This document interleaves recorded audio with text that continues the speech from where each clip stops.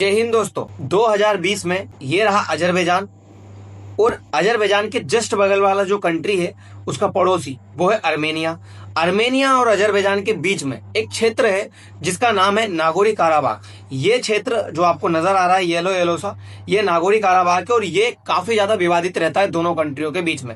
लेकिन अजरबैजान क्या है, एक ताकतवर कंट्री है। अजरबैजान के पास हथियार वगैरह अच्छे है, अजरबैजान को अमेरिका का सपोर्ट है। अर्मेनिया और अजरबैजान में अजरबैजान जो है वो काफी ज्यादा शक्तिशाली कंट्री माना जाता है। उस कंट्री ने अपनी ताकत और अपने बलबूते पर जो नागोरी काराबाग वाला क्षेत्र है वो 2020 में अपने अंडर में ले लिया और जो सालों से चली आ रही समस्या थी उस समस्या को खत्म कर दिया। इसका मतलब ये है कि अगर कोई कंट्री ताकतवर है और उसको लग रहा है कि कोई सा क्षेत्र है जो विवादित है बहुत समय से, और अगर उस विवादित क्षेत्र को वो अपने अंदर मिला लेता है तो पूरा जो विवाद इतने समय से चला आ रहा है दशकों से, वो विवाद खत्म हो सकता है। तो क्या भारत के द्वारा अब पीओके को अपने अंदर मिला लिया जाएगा? ऐसा क्यों? क्योंकि फिलहाल में पीओके के अंदर चल रहे हैं काफी ज्यादा प्रोटेस्ट और ये प्रोटेस्टर्स का कहना है कि हमें भारत के अंदर मिला लो, क्योंकि जैसे कि अब 18 जुलाई आ चुकी है। 18 से 20 जुलाई के बीच में पाकिस्तान की सेना का एक बड़ा प्लान ये है कि जो प्रोटेस्ट चल रहा है उस प्रोटेस्ट को बलपूर्वक दबाया जाए, जिसमें पाकिस्तान के ये पीओके वाले हिस्से में प्रोटेस्ट कर रहे लोगों का कहना है कि अब पाकिस्तान हमारे ऊपर गोलीबारी चलाने की कोशिश करेगा। और हो सकता है पाकिस्तान के अंदर जो आसिफ मुनीर है उनका जो बयान अभी निकल कर आया था जिसमें उन्होंने कहा था कि चिनाब और झेलम का जो पानी है वो अब खून की तरह बहने वाला है। तो हो सकता है इन लोगों को बर्बर तरीके से इनके ऊपर अत्याचार पाकिस्तान वाले करते रहे और पाकिस्तान की पुलिस और पाकिस्तान की सेना इनके साथ में गलत तरीके से व्यवहार कर रही है। तो हो सकता है अब पाकिस्तान इस तरह का काम करे। तो इन्होंने ये कहा, जो प्रोटेस्टर्स है उनका कहना है कि भारत वाले हमें अपने में वापस मिला ले, हम चाहते हैं इंडिया की तरफ मिलना। अच्छा, इन्होंने ये तो कह दिया कि भारत वाले हमें मिला ले, लेकिन इन्होंने एक बात और कही कि अगर भारत वाले चाहे और नहीं मिलाना चाहते हमें तो हमें कम से कम शरण लेने की जो है मोहलत दे। ऐसा क्यों? क्योंकि 1971 में भारत ने जिस तरह से बांग्लादेशियों को अपने यहाँ पे शरण दी थी, जब बांग्लादेश के अंदर युद्ध हुआ था, हम लोगों ने जो है बांग्लादेश को अलग करवाया था इस पूर्वी पाकिस्तान से, तो जिस तरह से हमने उनको शरण दी थी, इनका कहना है कि हमें भी ये एलओसी ओपन कर दो और हमें भी अपनी शरण में ले लो, हमें कम से कम इंडिया में छुपने का मौका दो, क्योंकि पाकिस्तान हमारे ऊपर बुरी तरीके से अत्याचार करने वाला है। और जो आने वाली 18 से 20 जुलाई जो कि आज तारीख है, पाकिस्तान की तरफ से कुछ बड़ा एक्शन किया जा सकता है, इसीलिए ये लोग डरे हुए थे। देखो, ये समस्या कभी होती ही नहीं। आज ये समस्या उत्पन्न क्यों हुई? क्योंकि जैसे 1947 में देश आजाद हुआ, अंग्रेज जहां से भी जाते थे ना, वो दो जगह को डिस्प्यूट करके जाते थे, क्योंकि वहां पे उनका मानना था कि वो आपस में लड़ते रहेंगे जिससे उनकी इकोनॉमी कभी भी ग्रो नहीं कर पाएगी। उन्होंने इसीलिए भारत और पाकिस्तान के दो पार्टीशन किए ताकि भारत और पाकिस्तान आपस में लड़ते रहे, भारत और पाकिस्तान की इकोनॉमी कभी ग्रो ना कर पाए और भारत और पाकिस्तान उनसे हथियार परचेस करता रहे। इसीलिए ये सारे के सारे काम अंग्रेजों ने जानबूझ करके किए। जहां जहां पे भी अंग्रेजों ने राज किया, हर जगह को उन्होंने ऐसे डिस्प्यूट करके छोड़ा था। तो जब अंग्रेज गए, भारत और पाकिस्तान के दो हिस्से करके गए। अब हिस्से इन्होंने किए तो इन्होंने क्या किया, एक पूर्वी पाकिस्तान करा। ये उनको पता था कि कितना ज्यादा विवादित हो सकता है, एक देश यहाँ पे और एक देश यहाँ पे, फिर भी उन्होंने ये काम किया था। उन्होंने ये कर दिया, चलो ये हमने 1971 में ये मैटर सुलझा लिया था। लेकिन जैसे ही देश आजाद हुआ, पाकिस्तान की नजर थी कश्मीर के ऊपर, क्योंकि कश्मीर जो है भारत में मिलना नहीं चाहता था। कश्मीर की कहानी पूरी आपको पता है। जब आजाद हुआ, जो 552 रियासतें थी, उन रियासतों को भारत में मिलाने में काफी ज्यादा मशक्कत करनी पड़ी हमारे सरदार वल्लभ भाई पटेल को। लेकिन ये रियासतें जब मिलना नहीं चाहती थी तो कितनी सारी प्रॉब्लम्स बाद में क्रिएट होती गई, और ये क्रिएट होते होते पाकिस्तान के द्वारा आजादी के मात्र 2 महीने बाद, यानी कि अक्टूबर में 1947 को, 24 अक्टूबर 1947 को पाकिस्तान की तरफ से कबीलाई के भेष में सैनिक भेज करके कश्मीर के ऊपर अटैक कर दिया जाता है। जब राजा हरि सिंह को समझ में आती है कि अब मुझे भारत में मिलना चाहिए वरना मेरा पूरा कश्मीर बर्बाद हो जाएगा और पाकिस्तान इसके ऊपर कब्जा कर लेगा, तब वो भागे भागे भारत के पास आते हैं। भारत से 26 अक्टूबर को विलय पत्र के ऊपर साइन किया जाता है। ये आप विलय पत्र भी देख सकते हो, ये साइन किया जाता है अक्टूबर के महीने में, ये आप देख लीजिए। 26 अक्टूबर को भारत के विलय पत्र के ऊपर साइन किया जाता है और ये जो राजा हरि सिंह है वो भारत में शामिल होने की बात पूरी तरह से कर देते हैं। हालांकि तब से लेकर के आज तक भारत के पास में ये ऑफिशियल एविडेंस रखा हुआ है कि पूरा कश्मीर भारत का हिस्सा है, क्योंकि विलय पत्र पर साइन था हमारे पास। लेकिन हुआ क्या, जब पाकिस्तान वाले इतना अंदर तक आ गए तो हमारे जो पंडित नेहरू है उन्होंने थोड़ी सी जो है यूएन के ऊपर विश्वास जताते हुए यूएन के अंदर मुद्दा लेकर के गए। यूएन से कहा कि आप इस मैटर को सुलझाइए। यूएन ने कह दिया कि जो सेना जहां पर थी वो सेना वहीं पर रहे और वहीं से जो है लाइन खींच दी जाए। तो बस यही हुआ, पाकिस्तान यहां पर रह गया, क्योंकि यूएन के अंदर कोई भी मुद्दा जाएगा तो वो मुद्दा डिस्प्यूट में रह जाएगा।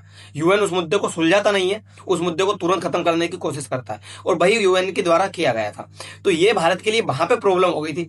तब से ये जो हिस्सा है ये पाकिस्तान के कब्जे में रह गया, और पाकिस्तान के द्वारा इनके ऊपर हमेशा से अत्याचार किया जा रहा था। पाकिस्तान ने सिर्फ अपने पंजाब प्रांत के ऊपर ध्यान दिया, न बलोच के ऊपर ध्यान दिया, न खैबर पख्तूनख्वा के ऊपर ध्यान दिया, न सिंध के ऊपर ध्यान दिया, और न ये कब्जाया गया पूरा मुजफ्फराबाद वाला एरिया और ये पूरा गिलगिट बाल्टिस्तान पीओके, इसके ऊपर कभी ध्यान नहीं दिया। तो पाकिस्तान के द्वारा इनके ऊपर जब अत्याचार किया गया तो अब इन लोगों की आंखें खुल रही है। इनको समझ में आया कि पाकिस्तान के द्वारा कितना गलत किया गया हमारे साथ में, अब हमें भारत के अंदर मिल जाना चाहिए। अच्छा, राजा हरि सिंह क्यों चाहते थे अलग रहना? राजा हरि सिंह क्यों शामिल होना नहीं चाहते थे? क्योंकि राजा हरि सिंह का मानना था कि मान लीजिए ये मेरा अगर कश्मीर पूरा अलग रह जाएगा तो मैं क्या करूंगा, मैं टूरिज्म के बल पे अपना पूरा देश चला सकता हूं। भारत के लोग भी यहाँ पर टूरिज्म के लिए आएंगे, पाकिस्तान के लोग भी यहाँ पर टूरिज्म के लिए आएंगे, इधर चाइना वाले लोग भी यहाँ पर टूरिज्म के लिए आएंगे। उस समय पे तिब्बत हुआ करता था, तिब्बत के लोग भी यहाँ टूरिज्म के लिए आएंगे, अफगानिस्तान वाले लोग टूरिज्म के लिए आएंगे, और ये तजाकिस्तान पूरा सेंट्रल एशिया जो है टूरिज्म के लिए आएगा, और हमारी जो इकोनॉमी है वो बहुत अच्छे से चल सकेगी। इन लोगों का यह मानना था, राजा हरि सिंह का। लेकिन पाकिस्तान की तो गंदी नजर पहले से ही थी, जब से देश आजाद हुआ था तब से ही। तो पाकिस्तान ने ये कब्जा कर लिया और तब से ये समस्या चली आ रही। आज भारत के पास इतना बड़ा मौका है कि अगर भारत चाहे तो अपने बलपूर्वक तरीके से, क्योंकि जब एक कंट्री, पूरी दुनिया ईरान इजराइल वॉर में उलझी हुई है, अमेरिका खुद वॉर में उलझा हुआ है, रूस यूक्रेन वॉर में उलझा हुआ है, तो उस समय पे भारत चाहे तो पीओके को अपने में ले सकता है। कोई भी कंट्री भारत के ऊपर मोरल प्रेशर क्रिएट नहीं कर सकता, और ना ही कोई जो अमेरिका टेरिफ वगैरह लगाता है और अमेरिका जो सैंक्शंस वगैरह लगाता है वो यूएस लगा नहीं सकता। यूएस के साथ में भी प्रॉब्लम है, यूएस खुद फंसा हुआ है युद्ध में, जो सीज फायर है वो हो ही नहीं पा रहा ईरान के साथ में, तो यूएस कुछ नहीं कर पाएगा। इसीलिए भारत चाहे तो ये कोशिश कर ले, क्योंकि पाकिस्तान के अंदर 40,000 से ऊपर लोग आज प्रोटेस्ट कर रहे हैं। पाकिस्तान के अंदर इतनी ज्यादा समस्या हो चुकी है ये पीओके वाले हिस्से में कि लोगों के पास में ना खाने के लिए कोई पाकिस्तान की तरफ से कुछ खाना आ रहा है, ना पाकिस्तान वालों की तरफ से इनको ठीक से पीने का पानी दिया जा रहा है, ना इंटरनेट दिया जा रहा है, ना ही बिजली वगैरह दी जा रही है। आज इतनी बड़ी समस्या इन लोगों के साथ में क्रिएट हो चुकी है कि ये लोग मतलब त्रस्त आ चुके हैं पूरे पाकिस्तान से। इनका कहना है कि हमें पूरे पाकिस्तान से अलग कर दो, हमें चाहे अलग कंट्री बना दो या हमें इंडिया के अंदर मिला दो, हम शामिल है, हम मिलने को तैयार है, हम कुछ भी नहीं कहेंगे। लेकिन भारत के पास में प्रॉब्लम बहुत बड़ी है, और भारत के पास में प्रॉब्लम क्यों है वो मैं आपको दर्शाऊंगा। ये जो पीओके वाला हिस्सा है उसको अगर हम हमारे इंडिया में मिला लेते हैं तो भारत के लिए फायदा से ज्यादा नुकसान हो जाएगा। अब क्यों हो जाएगा वो भी आप थोड़ा सा समझिएगा, क्योंकि ये चीजें चलती रहती है। हमने पाकिस्तान के ऊपर आप सोचिए कितना समझाया इस पाकिस्तान को, भारत की तरफ से हर बार एयर स्ट्राइक वगैरह की गई, भारत की तरफ से हर बार इनको हराया गया, हर बार इनको शिकस्त दी, लेकिन ये फिर भी नहीं समझे। फिर भी ये भारत के ऊपर हर बार कोशिश करते हैं कि भारत को बर्बाद करें, भारत के टुकड़े करें, भारत के ऊपर अटैक करें। इस तरह की इनकी मानसिकता है, उस मानसिकता को बदलेंगे कैसे हम? आप सोचिए, ये पीओके वालों के ऊपर 60 साल से इनका जो है दबदबा रहा है, इनका कब्जा रहा है, मानसिकता तो भारत के खिलाफ ही रही है इनकी। ये कैसे हम सुधारेंगे इनको? कभी सुलझा नहीं सकते ये मैटर को, कभी सुधार नहीं सकते उन लोगों को। तो ये भारत के लिए कितनी बड़ी प्रॉब्लम हो रही है। अब अगर मैप में समझा जाए कि पीओके वाला हिस्सा कौन सा है, क्योंकि इसमें थोड़ा सा उलझन है।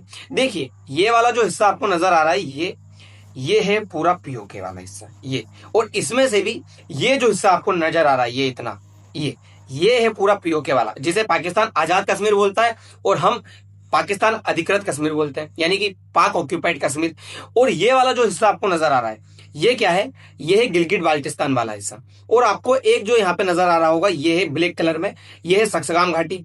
1962 में जब चाइना के द्वारा भारत के ऊपर अटैक किया गया था तब पाकिस्तान इतना खुश हुआ था, क्योंकि भारत की उसमें हार हुई थी, तो पाकिस्तान इतना खुश हुआ था कि आने वाले समय में कभी भी भारत पीओके हासिल ना कर पाए, क्योंकि उसको डर था भारत आने वाले समय में बड़ा तो बनेगा और अटैक भी कर सकता है। इसीलिए चाइना को इन्वॉल्व करने के लिए और अपनी जो खुशी है वो जाहिर करने के लिए उसने चाइना को ये सक्सगाम घाटी भेंट में दे दी 1963 में, ताकि चाइना भी इन्वॉल्व हो जाए और चाइना कोशिश भी ना, और भारत कोशिश भी ना कर पाए पीओके को वापस लेने का। और ये वाला जो हिस्सा है ये हिस्सा अक्साई चीन है, जो कि 1962 में चाइना ने हमसे धोखाधड़ी से छीन लिया युद्ध में। युद्ध धोखाधड़ी से ही हुआ था, इसीलिए इसको धोखाधड़ी से छीनना कह सकते हैं। अब देखिए, ये वाला अगर हिस्सा हमारे पास होता तो ये बखान कॉरिडोर से कनेक्ट हो सकता था, अफगानिस्तान भी इधर जा सकता था, इधर तजाकिस्तान से होते हुए पूरा सेंट्रल एशिया हम कवर कर सकते थे। लेकिन ये हिस्सा हमारे पास नहीं है, तो ये प्रॉब्लम हमारे लिए क्रिएट हो गई। जब से ये लाइन यहाँ पे खींची गई है तब से पाकिस्तान के साथ में हमारे डिस्प्यूट चला आ रहा है। अब पाकिस्तान ने एक और चाइना को इन्वॉल्व करने के लिए यहाँ से सीपेक निकाल दिया, तो ये और भारत के लिए बड़ी प्रॉब्लम हो गई।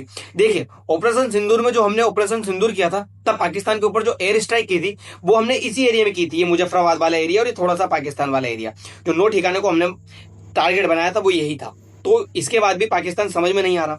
अजीत डोभाल साहब की जो नीति है वो निसंदेह बहुत जबरदस्त है। अजीत डोभाल साहब के द्वारा जो भी काम किए जा रहे हैं वो निसंदेह बहुत अच्छे काम है, लेकिन अजीत डोभाल साहब के द्वारा जो ये पीओके लेने की कोशिश है वो अभी तक इतनी प्रबल क्यों नहीं की जा रही। आप भी खुद सोचिए, भारत के ऊपर इतनी फ्रीडम है, भारत जब चाहे पीओके को अपने में ले सकता है, क्योंकि पीओके की जनता भारत में आना चाहती है, लेकिन आज भी भारत पीओके को लेने के लिए कोशिश नहीं कर रहा है। अब कोशिश क्यों नहीं कर रहा उसको थोड़ा सा आप समझिएगा। ये पूरा पीओके वाला हिस्सा हो गया, ये हमारा इंडिया का मैप हो गया, ये अक्साई चीन वाला हो गया, ये पूरा हमारा कश्मीर वाला जो इलाका है, नॉर्थ ईस्ट वाला जो नॉर्थ वाला हिस्सा है वो पूरा हमारा। आप जरा समझिए, पहले आप फायदे देखिए। अगर हम पीओके को अपने में मिला लेते हैं तो भारत को कितने फायदे हो सकते हैं। मैं 3 फायदे आपको गिनवा रहा हूं, उन 3 फायदों में आप देखिएगा कि यार ये बड़े फायदे हैं या नहीं। अगर पीओके हमारा मिल जाता है तो हमारी जो पहुंच है वो सेंट्रल एशिया तक हो जाएगी। कैसे? क्योंकि जो हम चाबहार बंदरगाह से निकलने की कोशिश करते हैं, हमारा माल इधर से ले जाकर सेंट्रल एशिया में पहुंचाते हैं, वो हमारा सीधा रास्ता यहीं से कनेक्ट हो जाएगा। अभी हम पाकिस्तान के ऊपर डिपेंड रहने की कोशिश करते हैं और पाकिस्तान हमें निकलने नहीं देता।